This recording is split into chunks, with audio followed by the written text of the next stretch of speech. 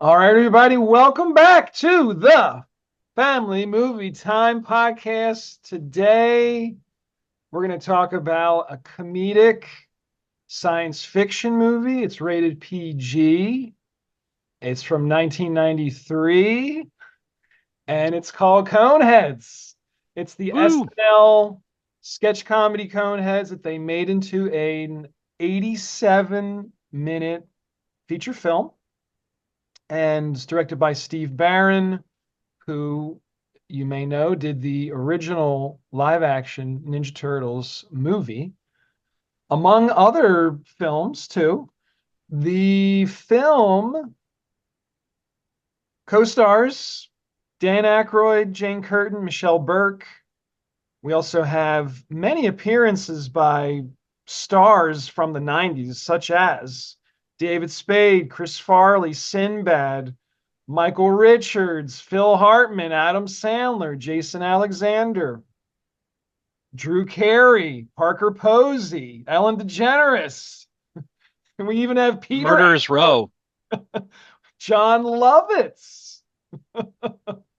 And we even have Tom Arnold in a kind of quick cameo as well. So quite the cast and story and production. So my guests, we have Brian and Nick. You both have been on previous episodes, so it's awesome to have you back. Thanks for being on this episode. And I know you guys watched Coneheads in preparation. Watched the film twice. I took notes the second time.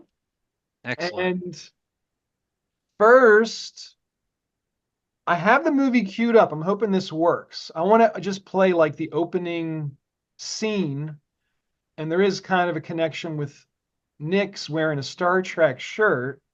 So let me share my screen here and we'll get into it. Let's see. All right. Got that. Looks like it's good. If Little there's any Paramount logo.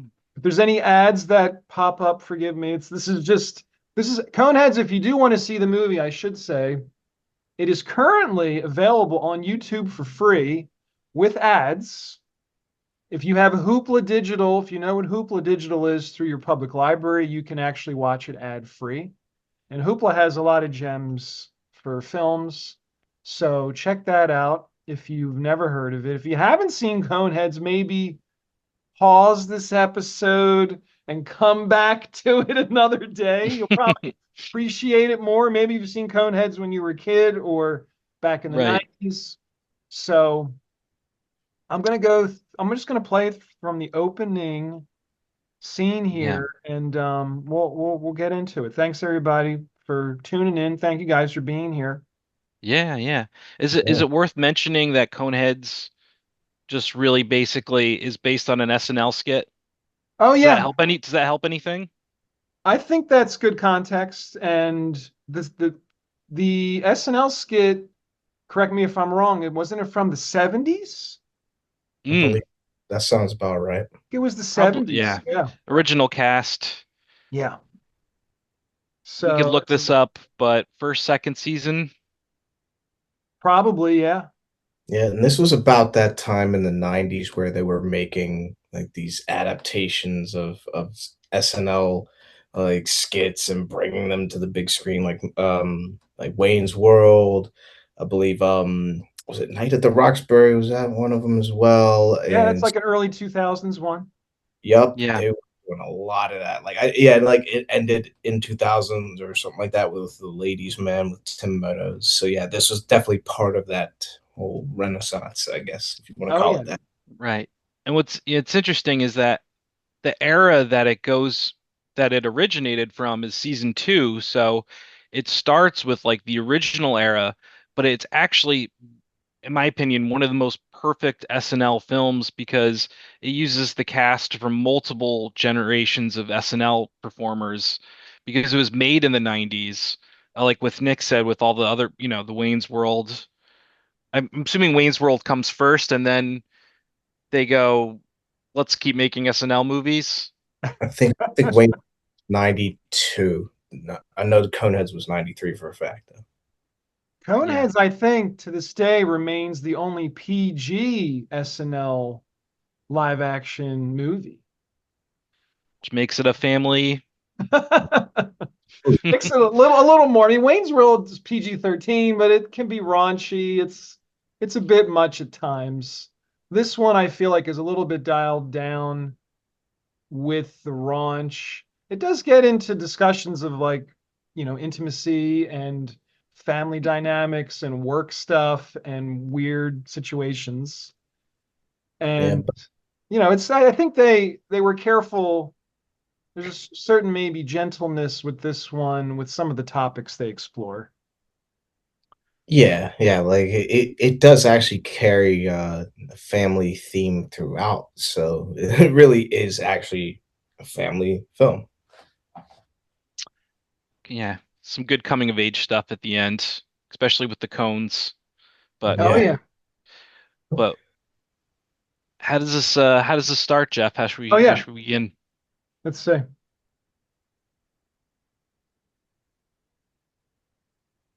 The good old 90s Paramount logo brings back I so know. many. I like they kept the classic. The inside of the That's spaceship. Um, Lorraine Newman's not even in it that much, actually. What's funny, she's kind of listed first.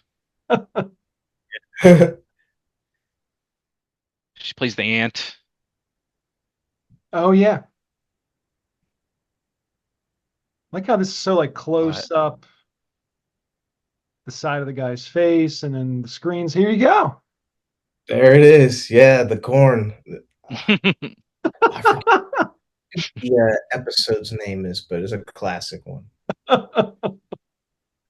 yeah, and they're watching. Oh no, this is we're still in the government. They're picking up something on their radar.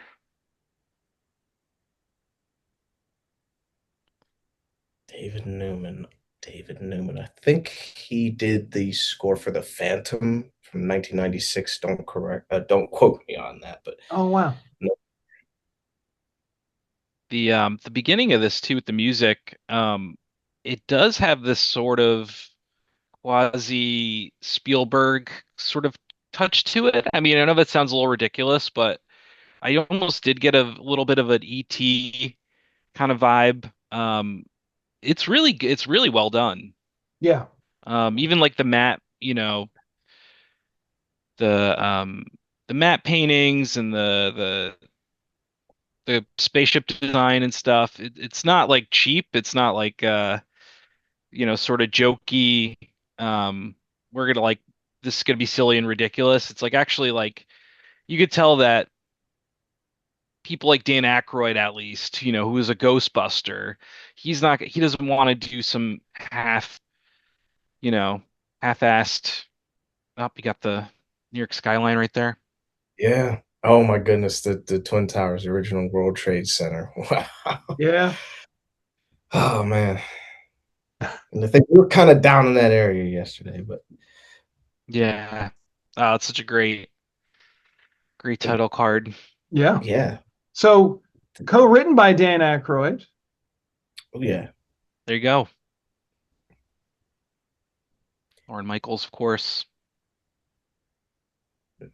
I love this rain with this motel scene. Exactly. Like some of these shot compositions were actually really good. Yeah, yeah. No, I think we got to dispel. I don't know how you guys feel, and we can get into it, but I feel like we got to raise the status of this film a bit because I think, it doesn't really get its Yeah. due. Is it more of a No, cult classic or like an underrated gem kind of a movie, you think? might be underrated gem, but I remember being like little when I first saw this. We watched it on HBO, and then of course we taped it, for the young people. We used to tape on the VCR. But I remember seeing him like, oh, hey, it's Kramer from Seinfeld, and then Yep. later on you see Jason Alexander, George from Seinfeld. So it was like, wow. But that was before I even started really watching Seinfeld. It's just the things you pick up as a little kid. Yeah. And we get to see Jason Alexander with hair. Exactly. He's not, I mean, he admits that in the movie, in the story with Coneheads, he admits that it's like a hairpiece to Dan Aykroyd, but you get to see him wearing this wig. It's pretty cool. Did you watch, Jeff? Did you watch like a commentary or something or? I just read like on the background of the movie and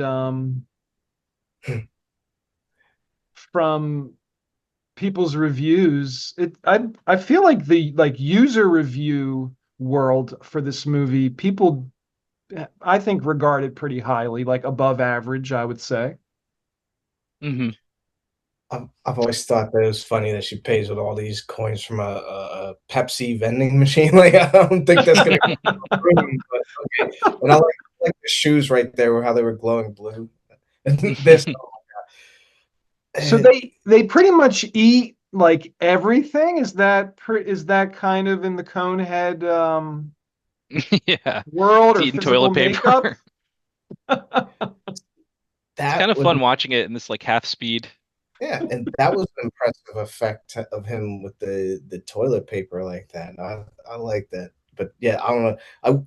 I wonder what that soap tasted like when Dan Aykroyd bit into it. Like it was a piece of chocolate, like just like white chocolate, and just it didn't look good. I'm not gonna lie, it looked appetizing. I like the lighting here. I think he did this really nice with his head, with their heads and low key Yeah. lighting. Good to see him in the mirror there. Yeah. Yeah. Makes sense. It's okay. These are aliens. They just got to Earth. What's the first thing they're gonna do? Stay at like a cheap motel. And then you get to show them like kind of experiencing all the things that like a human. And Oh, there's that just a lot of funny jokes in there. yeah. Oh my goodness. Oh, Eddie Griffin, young Eddie Griffin too. My goodness, this is way before Undercover Brother, and of course Sinbad. I mean, he was always, uh, man,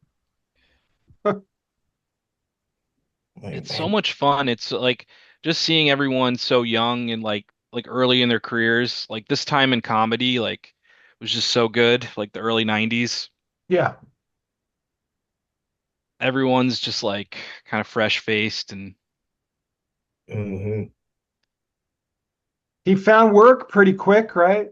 The Dan Aykroyd character here. I know. Was this like a flash? Actually, I want to ask you, this movie does kind of do like flash forwards, right? Because we get to like her being a teenager. Yes, their daughter growing up. Yes. Oh yeah. So I'll stop it soon. I like how they live pretty much in the backyard here in this little mobile home. I thought that was a nice touch. And she's already, kind of doing the American style here. Would they call the pizza some kind of like cheese oh, slices, fried cheese slices, yeah, something? Oh yeah. but something about this scene, and of course, like other scenes later on, is like you have these people kind of helping them assimilate to life on Earth, and they're like I love that line where he says that boy loves to eat, and then like he was there when his daughter was born, and he got a job with as a cab driver, and they like no one was like really like super duper opposing them. They were like welcoming them in, and like it kind of it's a little heartwarming that you think that these that a community they became part of the community. Yeah. Yeah. I mean, that's kind of like that lighter tone of this movie. That's probably why I was able to watch it as a kid and enjoy it just like that. Well, I don't know if you want to get into it now, but a Yeah, whole subplot of this film is about ICE, essentially, about the immigration services played by Michael McKean and David Spade yeah. as the bad guys, the government, people, but their whole thing is I wrote it down. I thought I wrote it down, but the he gives that speech about, you know, people in this country and yeah, it might have been around here.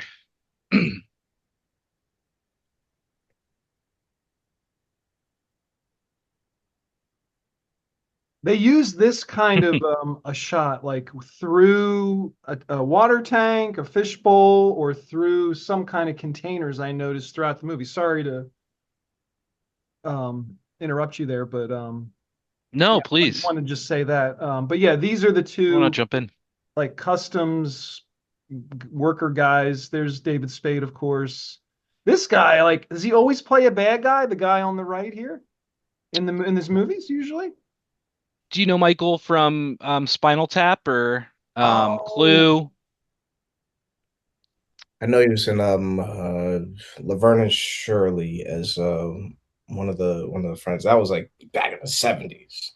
So yeah. I don't know if Right. he always Uh, played. well, Better Call Saul, he got a really good role there as Bob Odenkirk's brother, Oh, and he's I got guess, like an illness throughout the whole show. It's an interesting character. Yeah, he it was kind of cool. Vince Gilligan brought him back from I don't know, doing Christopher Guest movies or something.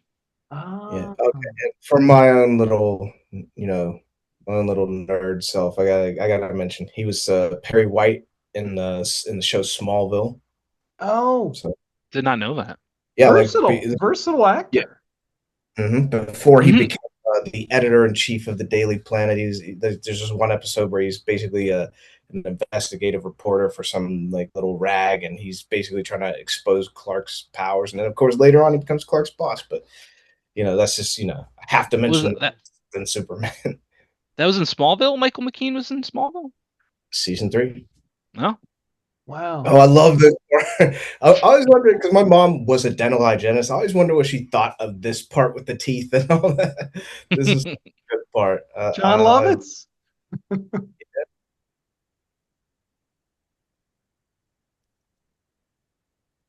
Yeah, I mean, such a stacked cast, though. Just I one of know.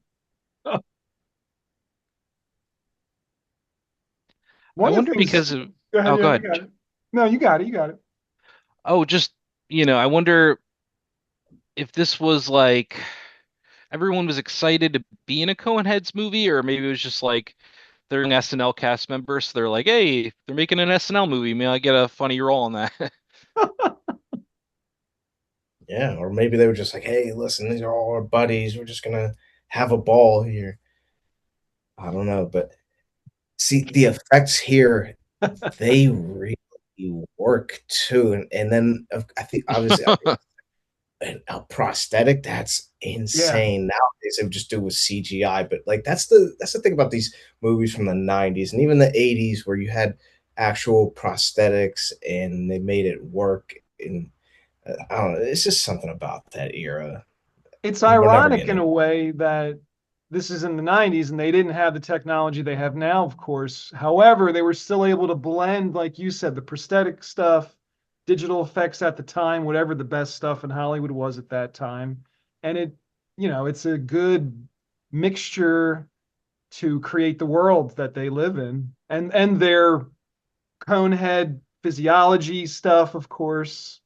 The They sleep cone. standing up, which is fascinating. Yeah. Yeah. So imaginative. Yeah. I just love how he put the little mask like, he had to rearrange Yeah. it in his mouth in order to get him sedated. But So the oh yeah, drama yeah. starts here. This is where it gets like serious. Starts to get, Yeah. you This know, is where they start doing the immigrant enforcement stuff and um yeah, banging it's on still the mobile home. Yeah. yeah. and their Silly strength. little movie, but yeah. They have like this, these abilities that they're kind of subtle in the film. And when I watched it the second time, I kind of felt like I caught it more, understood it more. But they have like these different powers, and they usually only use them when they're under duress or some kind of dangerous situation that they need to escape or defend themselves. Mm. Hmm. Although there's one, Turnbull. yeah, there's one thing that's like stuck in my brain is whenever he's like fixing it was Jason Alexander's lawnmower, he puts the little screw thing in in his mouth and just like and then comes back and it's perfectly fine. I'm like, Oh, where he cleans it in his mouth, yeah, he just kind of cleans the rust and the grime off the screw. Yeah. is that will live rent free here. Oh, and I love like even that design is so cool. Like possibly Korean. Yeah.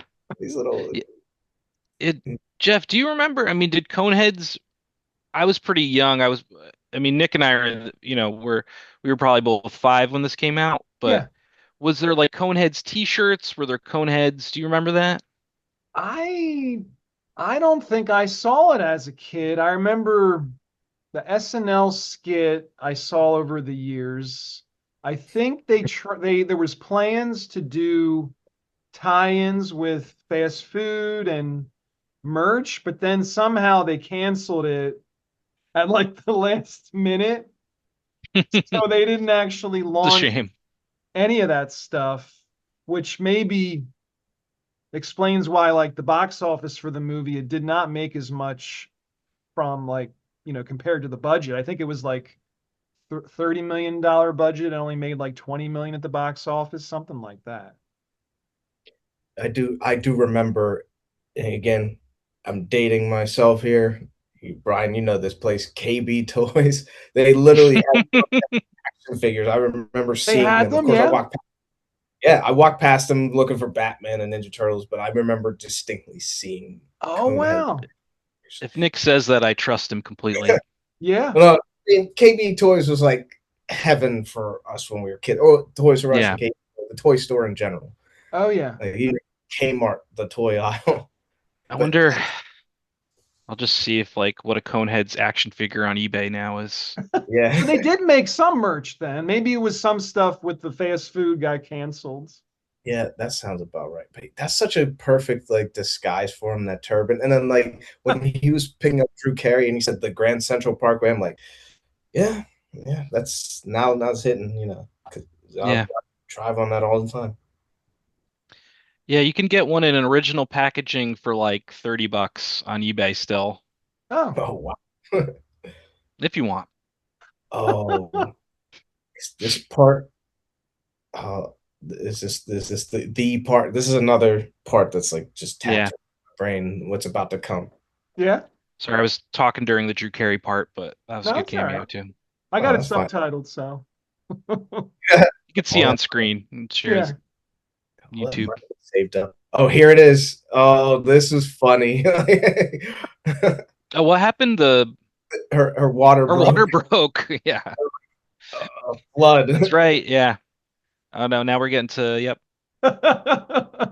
See, like his boss was there, like, and Sinbad's there in the Yeah. delivery room, They're and taking taking pictures. and like that's so funny. Like how she's like, I and did you see the her like that was so cool. If you could go back a little bit, like Oh yeah. whenever she's like, "Ain't you Beldor?" and then you see her like her forehead ridges like kind of go up, like when she's like, "Ah," Yeah. that is wow. I, Like I know Dan Great hair. Aykroyd gets, yeah. yeah, like keep if you play it through a little Okay. bit, you'll see a move that is so like wow. Oh yeah. And she faints. Yeah. Wow. Jane Curtin is amazing. She's so like alien like in this movie. So this Mhm. is like where they put the prosthetic head. I'm guessing it's kind of peeking out here, the ridge above her I guess this shot eyebrow, you can see it. Yeah. forehead, like lower forehead area. I'm wondering if that. I'm wondering, is that done on purpose? The way that it is. I Yeah. feel like that had to have been done on purpose, just because of like under all the stress she's going through, giving birth and stuff like that. But I mean, still, like it kind of reminds me of another Steve Barron movie, like you said, Ninja Turtles, where they had like those the expressions and the like the bandana, like even with their eyes, like the expressions would move and you could see things shifting up and down through the puppetry. So I'm wondering, I want to look it up now, like what kind of studios are behind that and what kind of mechanisms were in there. And Steve Barron, like, what's going on with this dude? Like, he did Ninja Turtles, he did Coneheads. This guy should be making Harry Potter movies. This guy should be like, what's he Yeah. up to? Kind of dropped off. He did a lot of TV movies too, like family friendly stuff, some Hallmark movies as well. I'm not Yes, sure like recently or how recent he made anything. He's from Ireland originally, right? believe so. That Yeah, I sounds think he's about right. But Irish. there Yeah. was a thing in her head too. Like it's just like it's you see the this is impressive. That was funny when he bites the umbilical cord. Ah, Oh, Coneheads was really one of the last major films, okay, we could go up to 96, The Adventures of Pinocchio with um Jonathan Taylor Thomas. If Oh anyone wow, remembers that yeah. one. Also directed by Steve Barron. You're looking at his filmography? oh, Yeah, I was just seeing what else Yeah. good old Steve's done. Wow. David Spade is so good in this too. I mean, he's like this sidekick, but he knows like more than he leads on that he knows, and he knows how to like, kiss up to his boss and be on everybody's good side. He's such a kind of Machiavellian character in this. exactly. And it's like his thing, his method of survival, because like he just even when he's on the alien, on their home world, he's just easily just slots right in like it's nothing. Yeah. Wow. Let me pause it here. I was going to go through. I took some screenshots and let me stop that. But first, since it's about family, what was striking for you guys when they get into the like family dynamics or when they have their daughter and she's, a teenager? Was there things in it that like either you related to or that you felt like they just did really well in this movie for like a 1990s sci-fi fantasy comedy movie? Well, I personally felt that like the way they characterized all three of them, like yeah, they're aliens, but they felt like just they felt like people. That's why another reason why it's like they were able to fit in so well is because they felt like people. They weren't. It's like they were people first, aliens second. So like they have the same problems like with with the when she's like maintain low tones with me, maintain like like the whole you raising your voice, that kind of thing. And it's like it was good stuff like that that I just enjoyed, like that these were kind of good natured people. Just originally their mission was to conquer Earth, but then they just got so adjusted to you know living life that they became just people, part of the community, Yeah. and became a family. And it was just Yeah. It was kind of funny. There was recently a meme online. It might have been either The Onion or Babylon Bee or something, but they were referencing the Coneheads' use of Kodachrome by Paul Simon in the Oh, montage where they're showing them growing up, and there's all this like 16 mil or 8 millimeter footage of their like home videos and stuff. And that memory of that song, I can like joke about that with my brothers because we both remember when we think of Kodachrome, we think of the Coneheads movie. And even recently, I was making of this video for my family.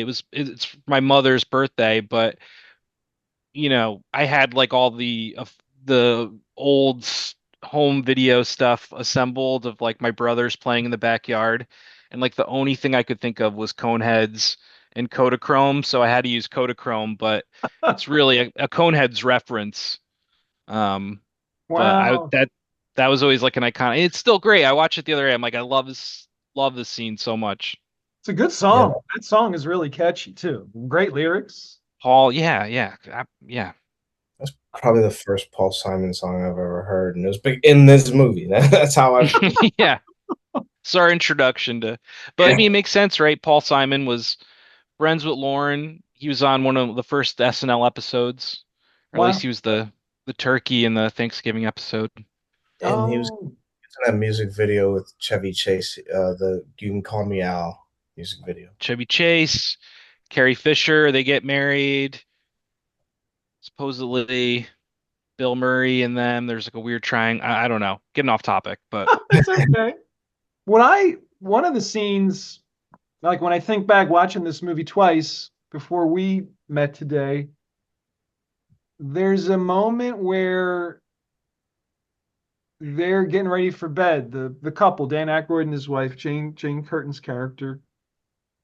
And she asks him while they're just, laying there, she's like, "What would you do if I died?"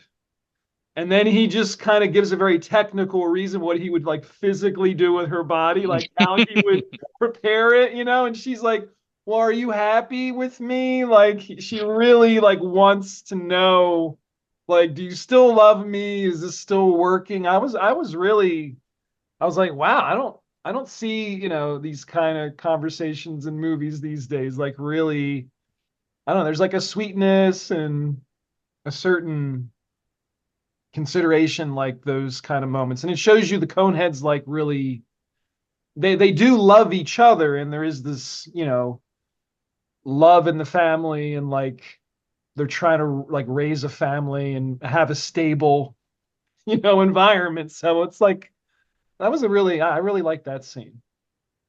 Yeah. yeah, good call. Good call on that one. The let's see. We could next go to I have some screenshots that I took from the movie. Pull these up.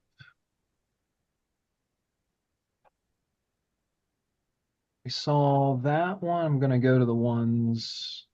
Oh, here it is. Cool. All right. Let me share. Let's see.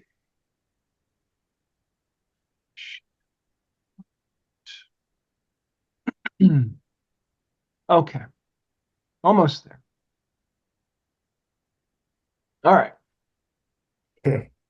Oh yes, I'm glad we're talking about the scene. Yes. So yeah, That. this one for getting, more legit legal status, Sinbad introduces Dan Aykroyd to Adam Sandler because Adam Sandler can help him get like a fake ID and all that stuff. What were you gonna say though? One of you started laughing.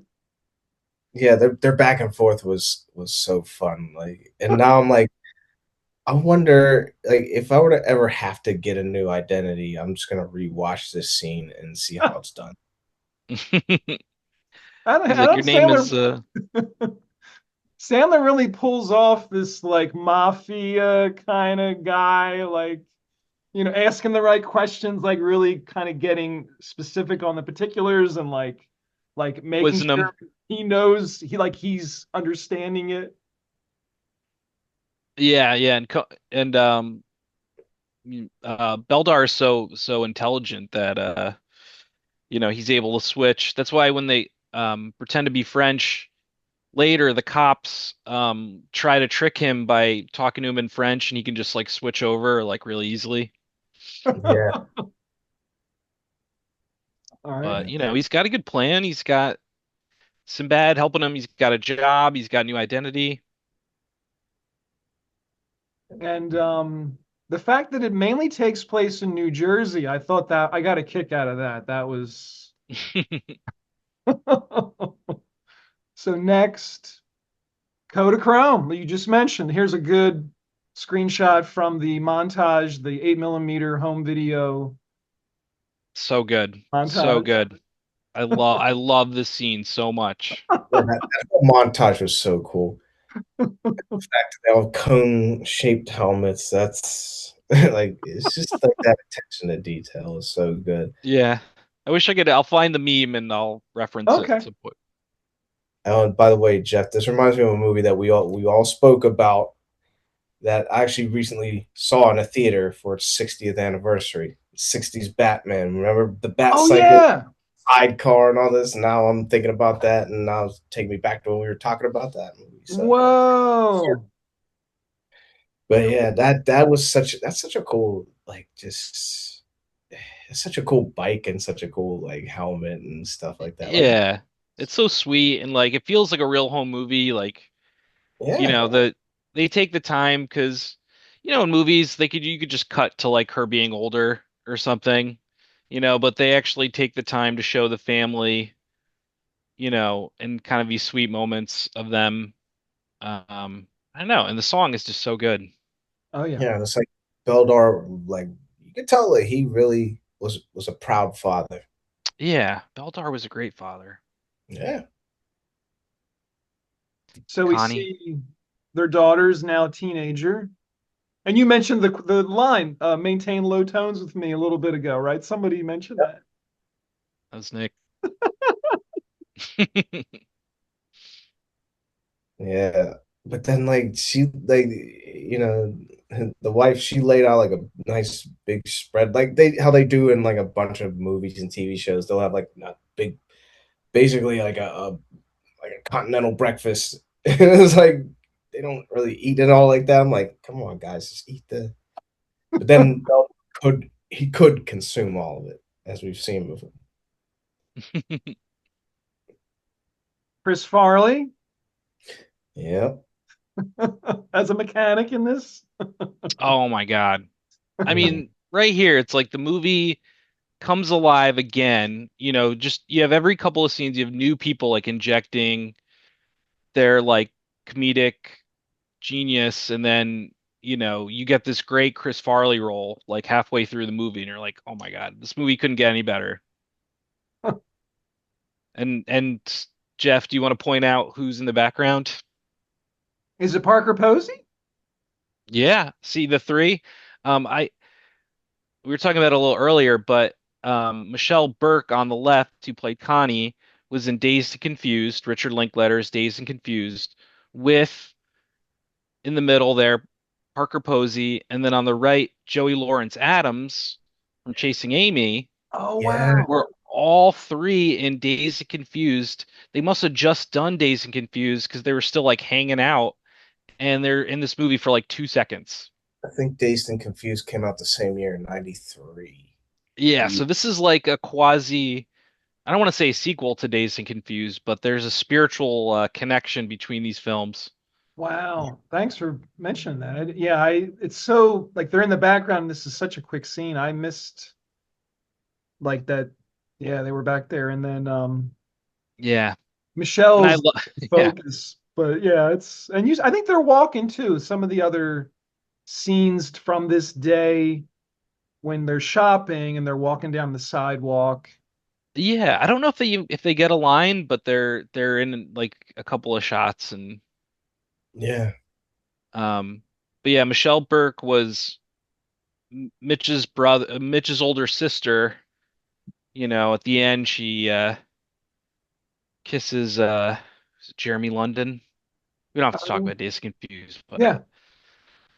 great Wow. film. So there's like overlap between Dazed and Confused, Coneheads, and even Clerks because Joey Lauren Adams was in Clerks. I mean, not Clerks, Mallrats.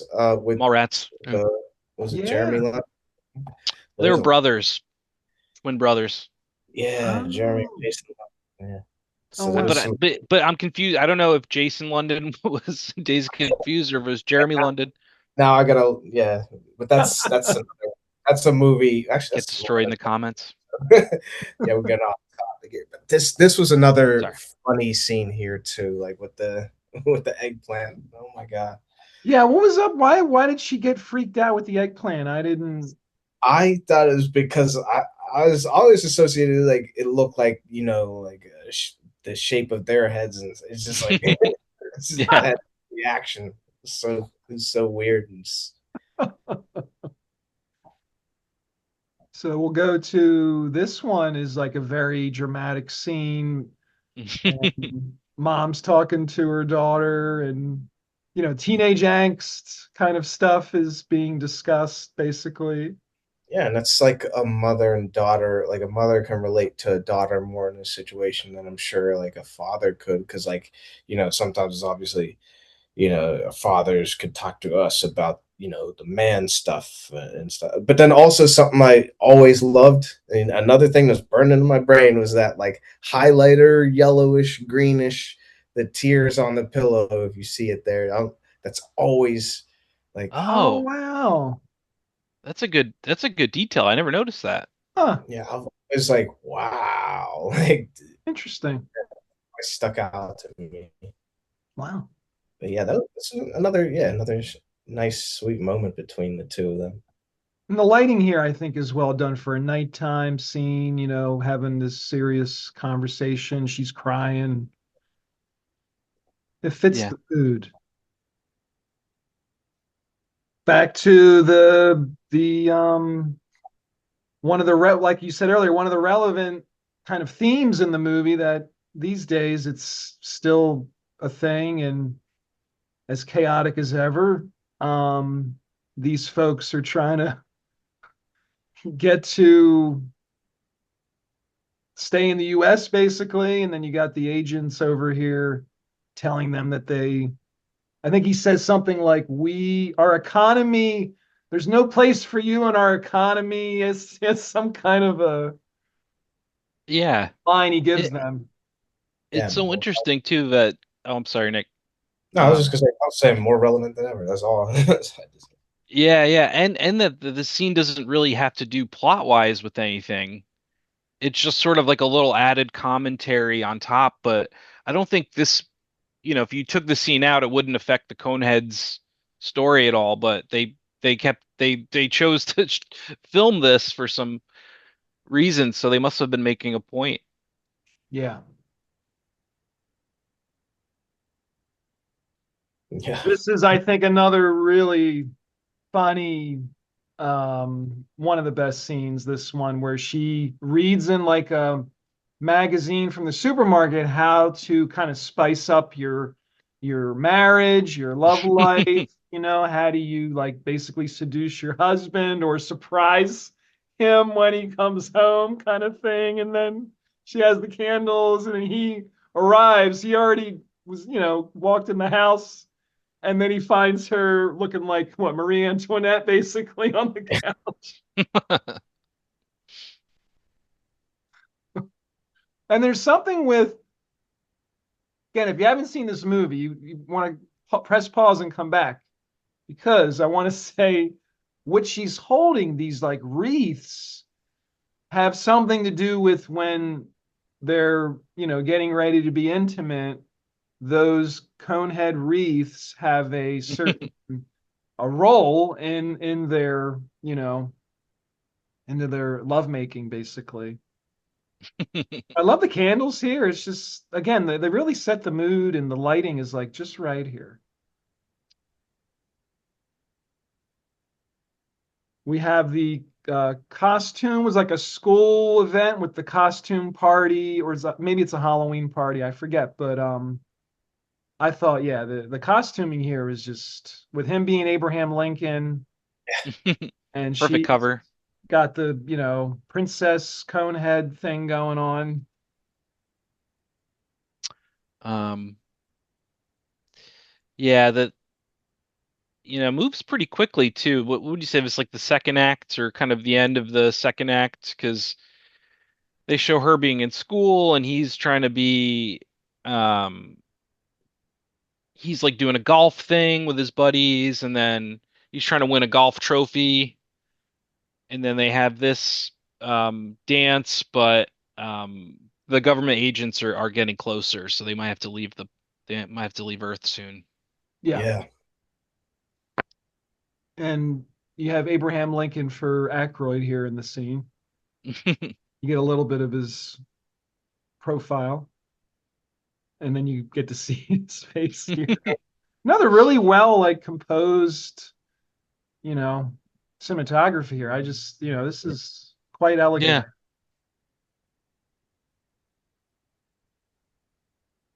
And then you you have look up. another romantic scene with Chris Farley and Michelle Burke, right? Is he gonna put Yeah. on the cone on the The The wreath. wreath or the whatever they would. wreath? That's all I know how to refer to it. But yeah, I like the shadows here. Getting ready. All this like tension, and then you have when they got busted, the Yeah. parents walk in Yeah. on them.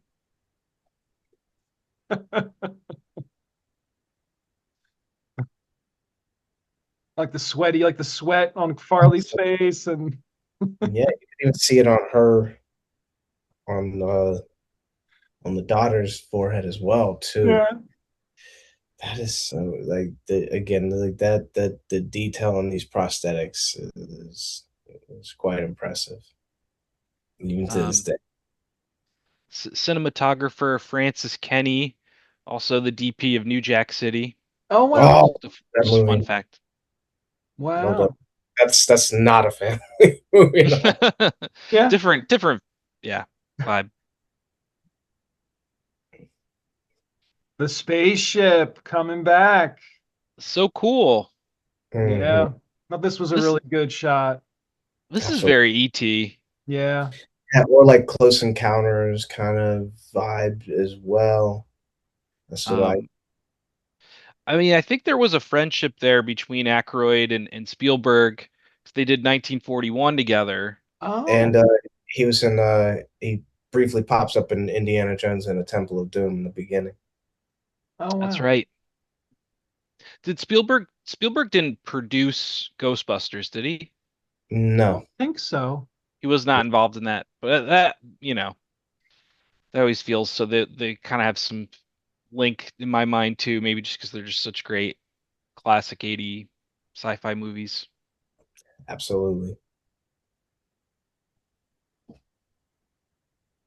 The framing with this one is, I think, pretty cool. Yeah. Yeah. Pick the whole car up. Yeah. And then the only things they have to give to their Oh, king are the items that are in the glove box. Oh yeah. yeah. It's like the driver's manual and then Chewing gum. Yeah, chewing the gum. chewing gum. One of the more risque things that when as a little kid flew over your head. Yeah. Tire iron. Yeah. Yeah. But yeah, like Brian said, look the matte painting there. That is Oh, that's like to a degree, yeah, you could tell it's a matte painting, but I don't know. It's just something about that just there's a charm to that yeah, it just holds up. It really yeah, holds up. like CGI just doesn't, it's fine. I'm not like an anti CGI guy, but just something about the matte painting is just really Yeah. like has a charm to it. I think this section of the movie where they're going back to their planet and you get to see, the production design of their home planet. I think some of that was the most expensive stuff set wise in the movie. Oh, I believe it. Yeah. Here's another example from when they get back home. Yeah, even just like these touches where these Conehead people are in the Drapes, curtains, yeah. Yeah. drapes, yeah. They're like float kind of coming down, almost like Like a up and ladder down. or a slide, or it's very like, modern dance, contemporary dance, probably influenced with the way they glide Oh, down the curtains. Yeah. The Kind of colors too. oh, the colors are beautiful, yeah. Nick, do you get a Superman vibe at all? Like maybe a little To me, the now that floating you heads? a little bit, but actually, to be honest, if I were to think Superman wise, looking more like this would be a somewhat closer to like Man of Steel's version of Krypton with this shot alone, like the way it looks. I would more or less say, oh, this is kind of giving me like this would be more along a Man of Steel line, if anything. But Oh wow. Yeah.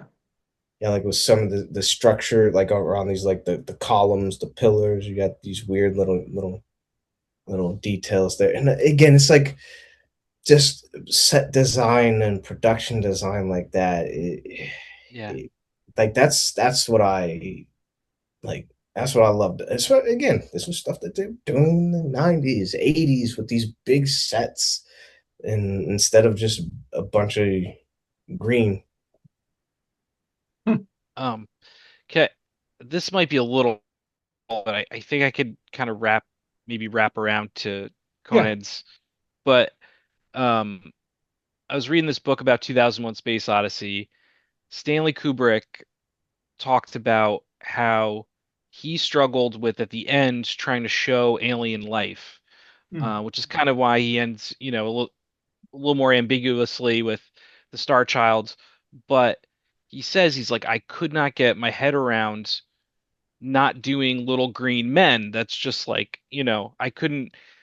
The great Stanley Kubrick couldn't think of a way of showing aliens as anything other than green men with big eyes. And then I think, Star Wars and Alien and stuff. Okay, now we're getting into more imaginative versions, but I think this is just a totally unique.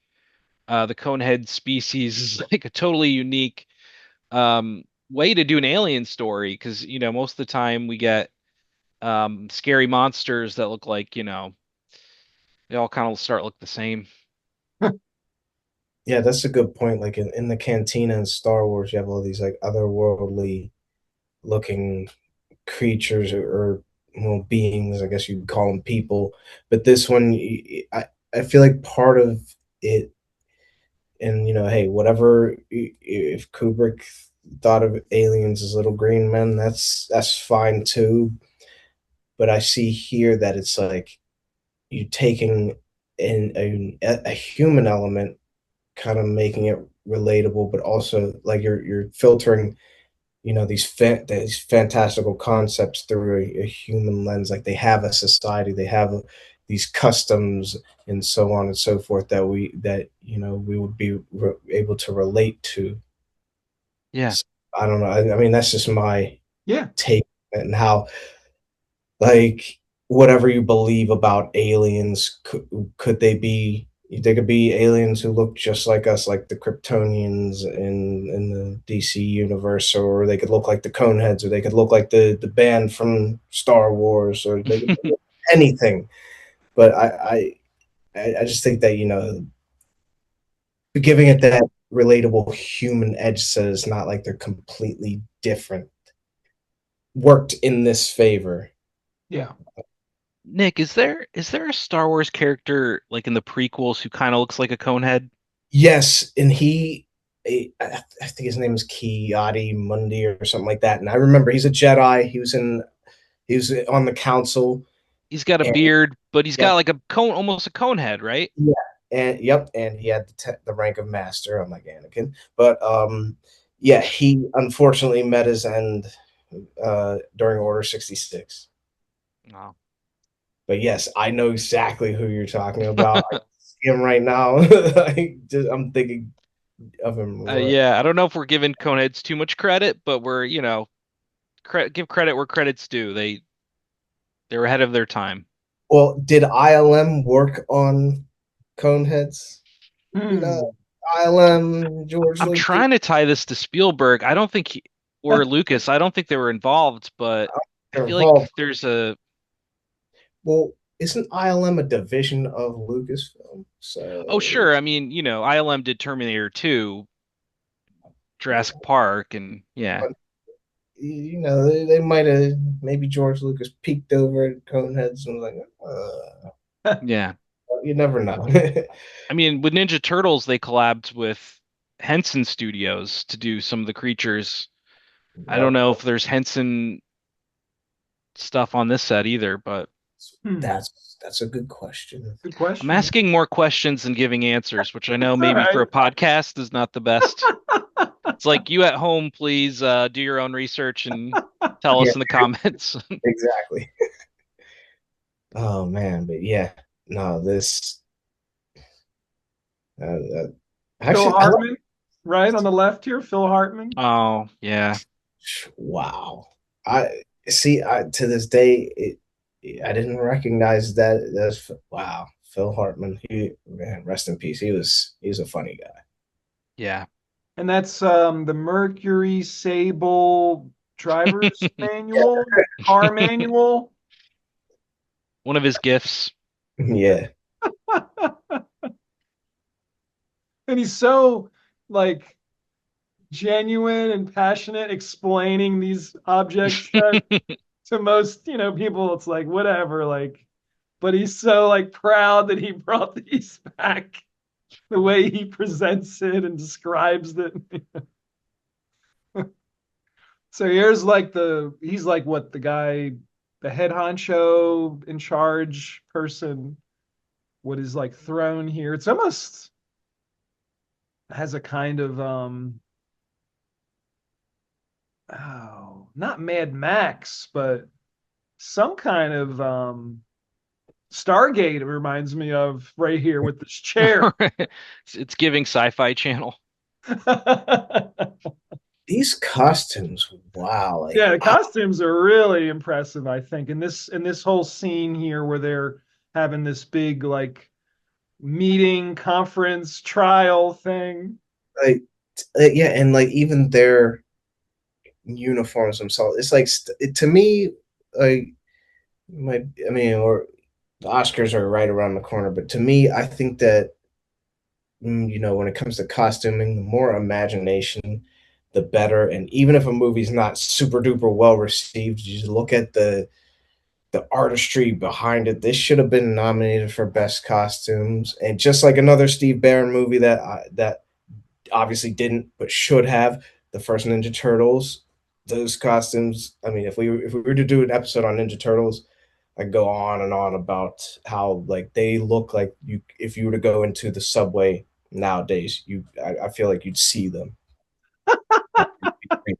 Like this right here, these costumes are especially like the I don't know what you call that, like his jacket, tunic, whatever that is. Yeah, Hmm. Up Like the costume designer. those are popping right there. I just love it. yeah. And then how his cone is it's a He's little got a bent, little bend to it. yeah, a little A crease there. production designer. Greg Fonseca. Mm, Fonseca. Honey, I Shrunk the Kids. wow. Oh, well, there it is. That explains it. Wayne's World. His credits stop at 93, so I don't. Hmm. Interesting. Unless he switched careers or. Yeah, maybe.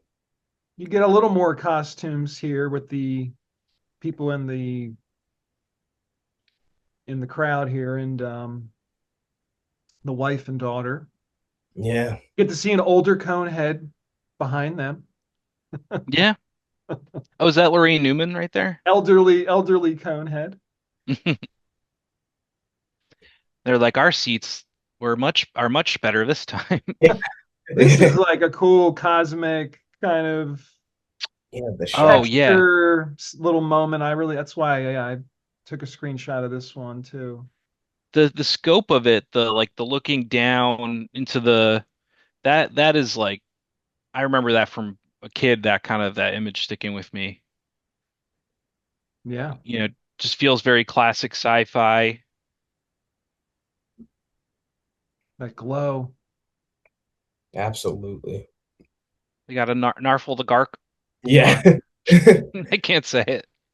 So we have him getting ready to basically defend his life if he's able to survive against this beast or kind of creature monster, then he can live.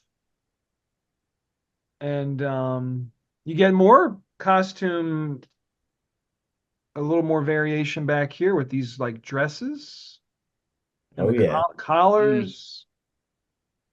Wow.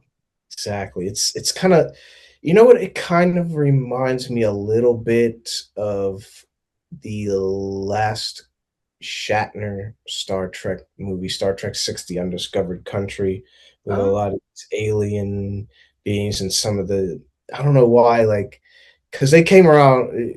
Star Trek 6 came out in 91. This was 93. So, and also both Paramount productions. So, part of me is just kind of like, just it all just feels like very similar, but in a good way. It's like you almost like want to go back and watch them because, like, I don't know, these Paramount productions in the '90s were just.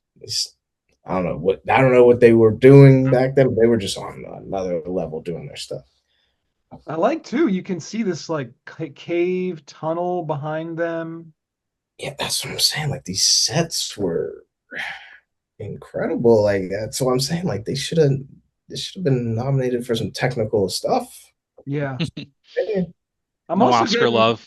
also getting like a Fifth Element vibe with these dresses with the green and the flashy kind of sparkly dresses there. Yeah. Great reference, yeah. And then last thing I would say about this one, how jacked Dan Aykroyd is in this. His shoulders. I mean, he must have been working out before they made this movie. Is he still, yeah, Ghostbuster shape? He's Yeah. pretty like sculpted, muscular. Well, Yeah. he's got it's Narful the Garthark. Yeah. And I think that He's got Narful the Garthark. was that I don't know if that's their blood, but that's also giving me a little bit of Star Trek there too, because sometimes the Vulcans they have green blood.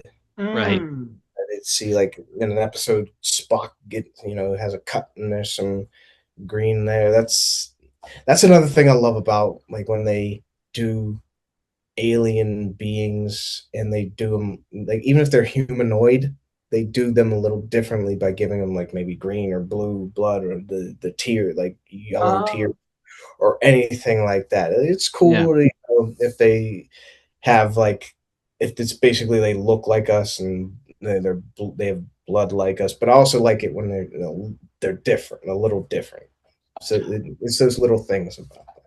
Oh, yeah, and just, in case you're lost, the reason that Beldar has been sent to fight this thing is because he got his teeth fixed at the beginning of the movie where John Lovitz was fixing his teeth, and that was like a crime on their planet to have their teeth fixed. kind of a taboo thing, it turns out. Yeah, they were very Taboo. shocked and disappointed at that.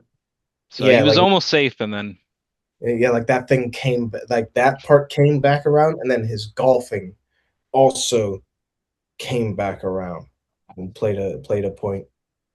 yep. We got a little more here setting up the universe, the galaxy. See, I just like again, sorry, I'm gonna sound like a broken record here, It's and all right. movies certain movies make Earth look kind of cool, but then some of them make it look too glossy. But then like movies like this, I don't know. Again, I've never been to space, so I can't really say, but it just looks like this is how it should actually like look like when you're going into. But again, I'm sure somebody will be like, no, that's not how. I don't know. Maybe I'm just biased because this is how I grew Yeah. up. It just looks like this is how it should be for when you're going to Earth. Yeah. This Earth feels very 90s. It's like 90s Earth. It feels real in a way, though. Like I don't know if I'm making sense. I just like the Well, way. Earth, I mean, probably from an environmental point, the Earth was probably a lot better shape back then than it is Yeah. now. And like and that shadow on the Earth. in how it's definitely darker on this side of space, and then like but you see that obviously that's what the sunlight would be hitting on what is the right side of the screen. Yeah. It's yes, the effects were definitely they got their money's worth out of those effects. If anybody's totally lost, or if somehow you're just tuning in now, so in the storyline of this movie, Coneheads, their initial mission is to, you know, planetary conquest to take over Earth, right? However, their spaceship crashes and they decide they don't want to take over Earth. They want to assimilate. They want to just like start a family and stay. And gets to the point where they need to leave again and they're trying to escape the authorities. And that's where, previous to this scene, the spaceship kind of like sucks them up and brings them back to their home planet. Just to give you a little bit of, if anybody's like, I don't like, what is this movie about? What? Like, Right.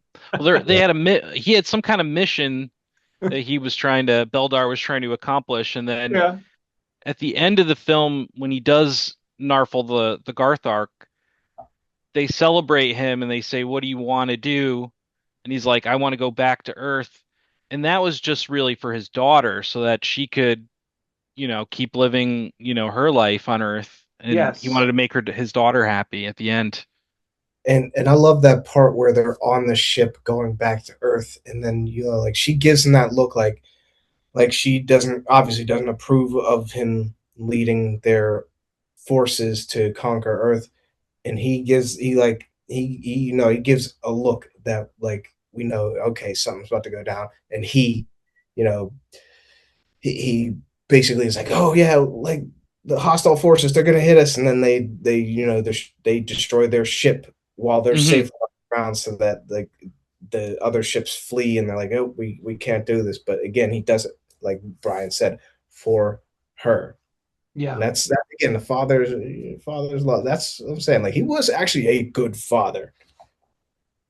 Yeah. So she could be with Chris Farley at the end.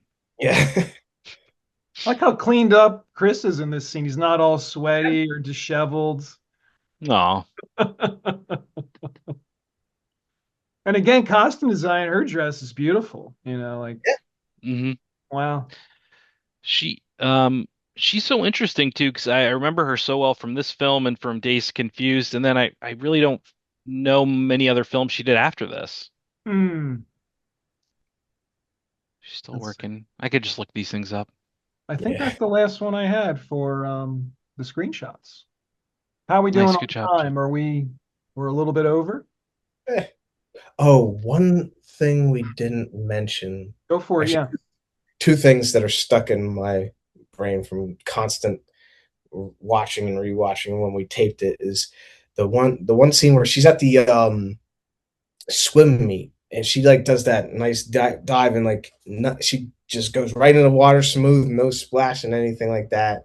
That's stuck in my mind. And then whenever they're doing like at the homecoming thing on the field, whenever he sets off the thing and it was like and it like Oh, blows, fireworks. yeah, the firework, and it blows them all away, and and he just walks away like a boss. Like again, it's just these little things that just make it Yeah. memorable. He liked being a human. Like me, liked living in, he had like a cigar and he golfed and he, was assimilated, Made friends. made Yeah, friends, helped his community. yeah, He was willing to It's a work story of different kinds of jobs, including a taxi cab. yeah. Like this movie does actually kind of make a case for immigration. Think about it. absolutely, yeah, it's the American dream, He Mhm. and there's a little play on words with alien and aliens and they kind of play with that a little bit in the Yes. Nice little segue. I could share some trivia now. Two of the film's writers, Bonnie Turner and Terry Turner, would later go on to create an NBC sitcom, 1996, about another Family of Aliens, a comedy show, and they're trying to fit in on Earth, featuring Jane Curtin in a major role. Do you know Oh, offhand, real quick? Third Rock from the Sun. You got it, Nick. As soon as you said Jane Curtin, and I was like, okay, there we go, because I remember with her character and John John Lithgow. Lithgow. That's right. Yes. So good. Yeah. Let's see. The Oh, we got to maybe talk a little about the soundtrack. We got the Red Hot Chili Peppers, "Soul to Squeeze" is playing in the background, with the romantic, moment. And in real life, in the music video for "Soul to Squeeze" by the Red Hot Chili Peppers, a Conehead appears, and Chris Farley can be seen driving a truck in the music video. Wow, I didn't even know they made a music video for that. That's crazy. I have to That's watch some, that. that's something else we're missing from movies nowadays, is where they had the soundtracks with the music videos and all this stuff. That was like the 80s, 90s. We had these like You're there's right. with the soundtracks, and you had Men in Black, Oh, Coneheads, wow. like Ghostbusters 1 and 2, with all of these movies. And I loved it whenever the actors would actually appear in the music videos with the soundtracks. Oh. Yeah, Yeah. that's insane. I had no They don't idea. do that anymore. I know, it's lost art. It's a lost art. So Dan Aykroyd, a little bit of, I'm not big on sharing scandalous stories or the drama or whatever. However, I'll share a little bit. Apparently, Dan Aykroyd lost his temper during shooting on the Paramount lot one day. He was in full Conehead attire, and he threw a screaming fit at the studio's Melrose Avenue gate after his personal wardrobe person was reprimanded by a security guard for busting the lot's 8-mile-an-hour speed limit. So he went over the 8-mile-an-hour speed limit, Aykroyd's personal wardrobe person. So Dan got so angry that he basically trashed the guard station and like threw everything on the floor and pulled the phones out of the wall, threw papers, Oh, knocked the wow. computer on the floor, and like In the started Coneheads makeup. and you started motioning for incoming cars to come in. He didn't even really check or have them really stop. Wow, that must have been like surreal to see him come. Like, hey, come on, come on, come on. And then one of the female security guards watching Aykroyd throw this fit, this security guard was started to hyperventilate, like having a panic attack. She was so like just shocked and Oh, like distraught and like, overwhelmed with makes it a little the situation. darker. Yeah. And apparently he also, Aykroyd, in the midst of this scene that he was doing, commandeered one of the studio's golf carts and drove around screaming and cursing around the Paramount lot. My God. Seems like a little overreaction, but Yeah. Wow, that must have been, just imagine that. So yeah. back to 1992, Wayne's World was a surprise box office success. And the chairman of Paramount Pictures at that time, Brandon Tartikoff, contacted SNL producer Lorne Michaels about developing more feature films inspired by the show's television sketches. So that's when Coneheads, and this is a quote by Lorne Michaels, "I'd always felt that we hadn't fully realized the Coneheads, that the immigrant issue gave us a lot to work with. So I talked to Danny and we decided to try it, me and Dan Aykroyd. And they just started working on the script pretty much right away. Wow. There really is a region of the Milky Way 2,600 light years away named the Cone Nebula." Oh wow. Wait. They name it that after Coneheads or before? Because like there's like an incident in real It's a good life where question. there's like Yeah. this it's like a mineral or something like that, and it had the exact like chemical composition of the kryptonite in the movie Superman Returns. So they just call that like, oh, that's kryptonite. And I'm like, okay, so they did that for the movie. Did is this cone one for Coneheads. I hope it is. I don't know. I hope it is. So That's a good honor. apparently, the first draft of the script was focused more on military activities.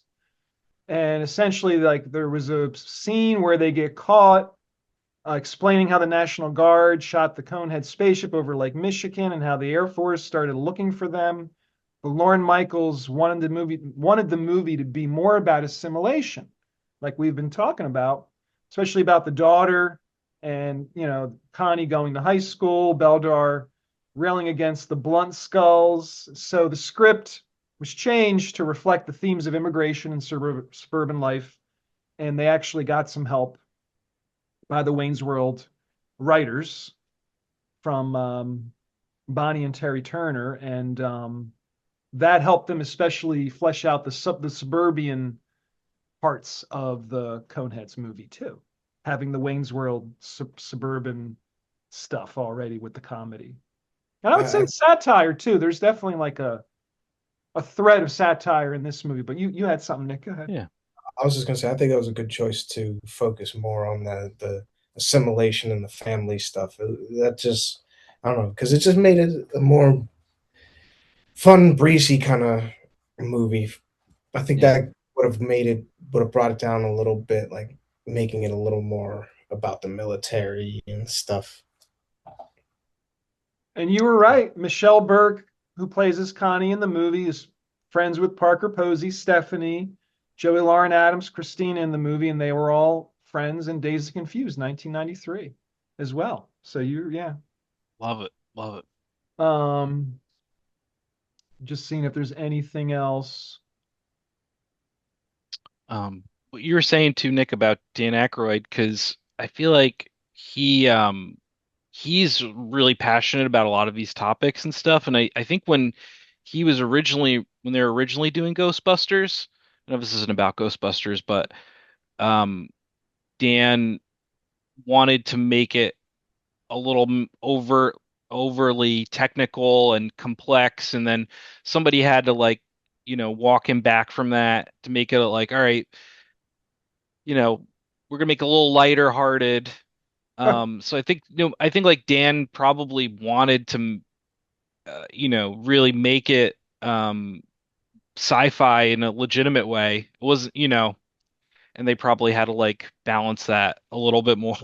Yeah, yeah, probably Which I Harold. think that, yeah, Yeah, I would say probably Harold Ramis may have yeah, and probably Ivan Reitman, the director of that movie. But yeah, I think you could tell that Dan Aykroyd has a love of sci-fi and yeah, supernatural and so on. I think he hosts some show or hosted some supernatural sci-fi show on like History Channel or something like that. So, yeah. He's a yeah, real believer. yeah.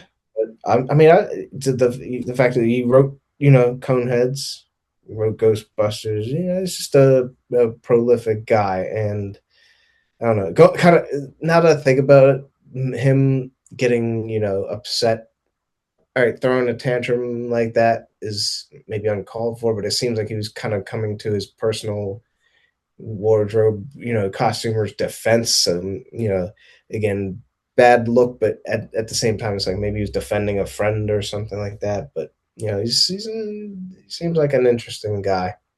Yeah. His cone on the movie took it would basically his cone had a life of 8 hours because he would sweat so much and water would fill up in the back. So he could only Wow. really wear it for 8 hours at a time. Uh, yeah.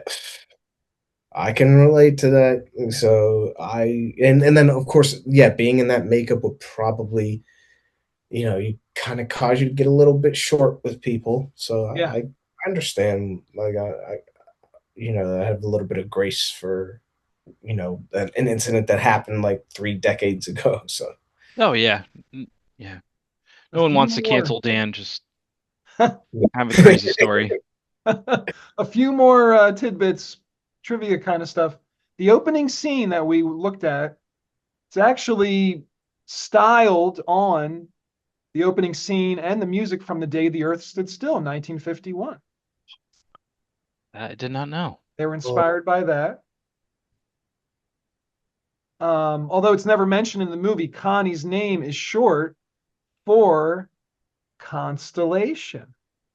oh, that's Oh, The Remulok arena set cost $300,000 to build. That's what when the ship takes them up back to their home planet Remulok, all the production design, set design, all that was $300,000 to build was in that the 1993. when he's fighting when the Narful the Yeah. Garthark or I think it's all the stuff when they have that trial and then the fight scene with the creature. Yeah. okay, all of it together. I think so, yeah. Wow. Um it is the only SNL movie to be rated PG. We said that earlier. That's why it's on the show. yeah. The last thing I found, apparently there's like different versions of the film. So when it showed on television, they added some scenes. And it's more like expository stuff. It wasn't really anything, from what I read, anything too like dynamic or exciting. But I found it interesting how they made like not just TV version, but they added stuff for the TV version. I think they took out some of the battle scene on Remulok with the creature. Yeah, I'm wondering. Well, yeah, because there were some like body parts and stuff like that. Yeah. But again, back in the day, um, whenever they would show movies on like ABC and such, like probably before Brian and I were born, like they would actually throw extra scenes in there, obviously for so they could get more ad revenue and such. Like I know they for a fact they did this on the Superman 2 and 3, but Hmm. like when they add stuff, like again, another. I'm sorry, that's a lost art that needs to come back. They need to when they put them on TV, throw in all the extra stuff. We need to bring it needs to come back full circle. We need to go back to doing that stuff because it's like I kind of like seeing that because then you like sometimes you see it on TV with all the commercials and you're like, oh, and then you get used to it, and then you see a movie and then this stuff's not in. You're like, wait, well, hold on, like it's not. Where was that scene? Why is that scene missing? And then you realize there's a TV version. But that's interesting because I don't think I think I've only ever watched it on the premium channels like HBO or like a few years back it was on like the Showtime channels because Showtime's owned by Paramount. So I was watching it there and I'm like, hey, this is exactly the movie I grew up watching. Wow. I think it was when it showed on TBS, that version, if somebody recorded that, they have the TV cut or TBS cut of Coneheads. A little Yeah, bootleg. yeah, that's matter of fact. Yeah, I remember when they watched Superman 3 on TBS the first time I ever watched it. It had more scenes Ah, in a different opening than wow. the official one that you could find on HBO Yeah. Max or like home video releases. So yeah, like I said, I think they need to go back to doing that too, Yeah. or Wow. give us a Maybe Blu-ray that in that TV version edited. this would yeah. This like a cool like Blu-ray company like if you guys know like Vinegar Syndrome or that would be cool like they did because they've been kind of bringing back like True Romance and different 90s movies and so I'm gonna nominate Coneheads for that too. The other That'd be a thing that fun made me fun one. think of with you guys talking about the TV versions and like how that used to be more of a part of a film's release, the different versions. Director's commentary, cast commentaries, because now with the contemporary world of streaming, I think you can find like, for example, there's some commentary versions on like maybe HBO. They'll have like one you could select that has some of the cast. However, like most movies, you still have to get the Blu-ray or DVD to really listen to it and watch it with the commentary track. Right. Yeah, it's kind of like a lost art or a almost kind of extinct art, the whole commentary thing. Yeah, that's yeah, we need to keep that. That's one thing I will say. Blu-ray and DVD did this way better than VHS ever could, is having the deleted scenes and the featurettes. And I wonder what the featurettes, I don't even know if this is on Blu-ray, but I wonder what the featurettes would be for Mm, Codes and the commentary of the deleted scenes. That's Oh, I'm sure they're great. Yeah. like, I wonder if it's even on Blu-ray, because certain movies, they kind of get a little lost in the shuffle, and then you're like, oh wow, what happened? Especially if it's kind of like a more of an underrated gem or like a cult classic. yeah. We've got a very basic Blu-ray for only 11, $12 from Target. Wow. Um, I don't know if it has. It's This just doesn't movie. seem like the, Steelbook boutique Criterion version, but yeah, maybe start there and then see if, Wow. petition Paramount to license it out to a cooler. Yeah, we should Um, email Ellison. Before we go, should they remake this movie or make a sequel?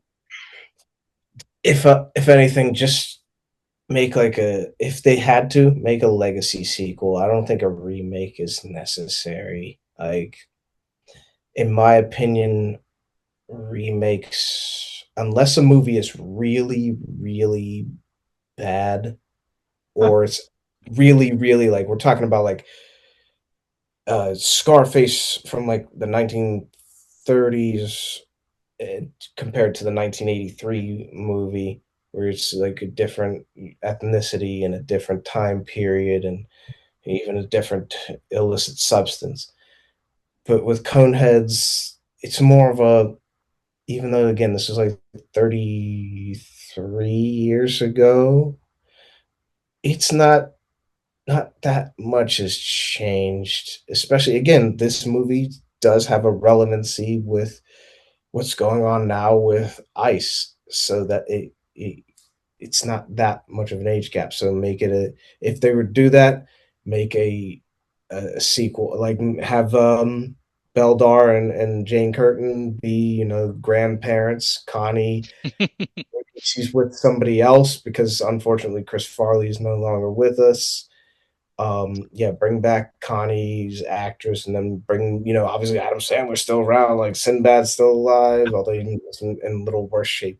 But do stuff like that, like maybe show what it's like nowadays for this family.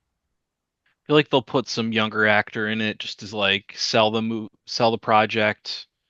I'll have Mm. like Sabrina Carpenter as As Nancy Connie. Conehead. Yeah, Yeah, Connie's daughter. Yeah, yeah. right. But yeah, I would say do a legacy sequel if they're going to do that. I mean, hey, Dan Aykroyd was already in two legacy sequels. He was in Ghostbusters Afterlife and Ghostbusters Frozen Empire, so he's got the experience there. Yeah. It's a pretty heartwarming movie, or even maybe wholesome. This movie, Coneheads. Do you guys think it? For I mean, the especially '90s movies. I think this is a little more tame than some of the stuff that was made back then. That was PG or PG-13 in the '90s. Well, yeah, I mean, like this was in our, between watching like Mrs. Doubtfire or Home Alone 1 and 2, and obviously again the Ninja Turtles movies. This was there, you could watch this alongside like something like Dennis the Menace or Sandlot or Little Giants, all these really fun, like, these movies that are just like, family friendly, and they don't take themselves super seriously, and you could walk away and have a good time with it.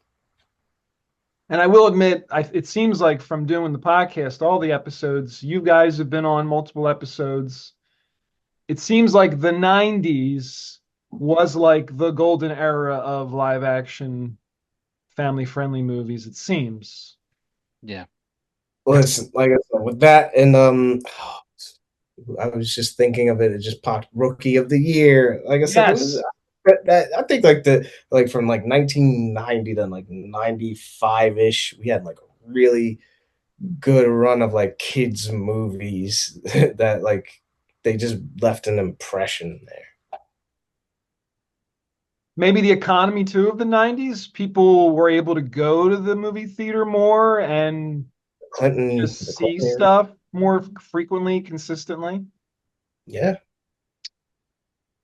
Yeah, I mean, a lot of these movies, as you can see, like are related, and they influence each other, and they cross over, and they share directors and DPs and costume designers, and yeah, it was a really cool time. I mean, the now when you hear live action Disney, it's like, blah, but you know, back then, it still had some charm to it. yeah, like you said, like with that overlap, there was more of a thriving ecosystem to Yeah, Hollywood. Nowadays, companies are swallowing each other up, and yeah. it is what You, it you, is. you know what we were just my wife and I were talking about the other day, the Flintstones movie too. Oh Yeah, yeah. I think I 90s. saw Drive-In. Maybe the feature episode. Yeah, Yeah, I've You guys been are wanting to do down. that one. I think that's a pretty strong contender, yeah. we could talk We about got a that lot to one. say. Oh gosh, saw that at Drive-In. Again, something that's Me too. Yeah, How drive-in movie. recent? Yeah, How recent did you see it? Oh no, no! Oh, this is when I saw the Flintstones at the drive-in. This is long. This is 1998. '94. This is Oh, when it back came when it came Yeah, out. Oh wow. out. Like Cool. the last movie I saw at the over drive-in 30 years ago. Wow. was it. It was like a pirate. I think it might have been the second Pirates of the Caribbean movie. That was like the last movie I saw at a drive-in. And that Oh, was okay. Yeah, years ago. it's like Getting old. Wow. But Well, yeah, thanks, no. guys. I don't want to yeah. I don't want to keep you from your slar phase Yeah. tonight, Mine is gonna be in like 2 hours. which is your sleep phase if everybody remembers the Conehead language or the glossary. I'm gonna Anything else? Any final statements, thoughts, comments, or words of encouragement? Yeah, everybody stay warm, enjoy when daylight savings time is coming back and pop in Coneheads while Oh you're at yeah. it. Pop in pop it in. Coneheads, any kind of family movie. Maybe we'll Yeah, be back with Flintstones soon, perhaps. just throwing it out there. I listen, Flintstones, we could do a whole bunch of movies. I would love to do Um, Flintstones. You could do Sandlot, all those other kid movies that I mentioned. Of course, I'd yeah, have to watch them, but doesn't yes, Flintstones is doesn't very, take much to convince yeah, me to go back to the 90s. I feel like Yeah, the agreed, 90s just live on every agreed. day somehow. yeah, But if you experienced the 90s, I feel like it's your job to keep the 90s alive a bit. yeah. The music back then, I mean, all of it was just kind of an entertainment golden age. Yeah, And the toys were cool. The action figures were cool. Yeah. baby toys. Exactly. Thanks, guys. Nick, Brian, you guys are awesome. Yeah, thanks Thanks, for having Jeff. me. Yeah, Have this a is That good fun. was night, great. and everybody, we might be back with Flintstones. Everybody stay safe out there. Any people who work in the schools, you got like less than half the school year left. Hang in there. Keep doing the good work. And everybody, be safe and have a good week or weekend. All right. Yeah, All right, man. Have a good night, guys. Thanks again. Night, yeah. guys. Thanks again.